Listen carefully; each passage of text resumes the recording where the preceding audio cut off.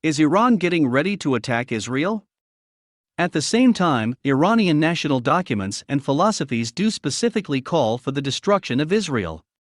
Thus, these comments from Iran's Islamic Revolutionary Guard Corps Major General Hossein Salami align with the kind of well-known, consistent anti-Israel rhetoric coming from Iran. Hossein's comments were also filled with hints and suggestions that his forces may have been behind a recent explosion at an Israeli plant for advanced weapons, according to a news report from Al Monitor. Israel, the report specifies, said the blast hurt no one and took place during a routine test.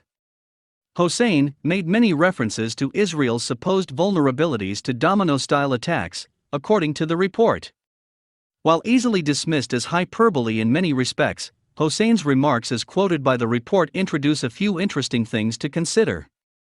For instance, Israel is without question very experienced when it comes to the realm of missile defense given its recent history, as it deploys systems such as Iron Dome and other kinds of ground-based systems. This reality might seem to make Israel less vulnerable to Iran's large arsenal of ballistic missiles, some of which potentially able to reach Israel should they be maneuvered within range.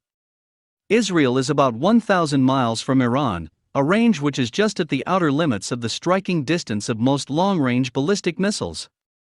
The distance between the two countries speaks to another, even potentially more pressing issue, such as how Iran could actually get close enough to the Israeli border to launch an attack.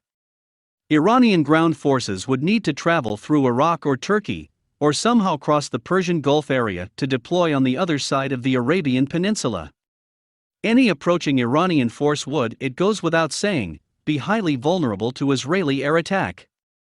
Therefore, apart from the concerning prospect of Iran at some point having nuclear weapons, there do not appear to be a wide sphere of ways Iran might actually be able to attack Israel with any measure of success. Unless, of course, Iran were to employ terrorist tactics, something by no means beyond the realm of possibility.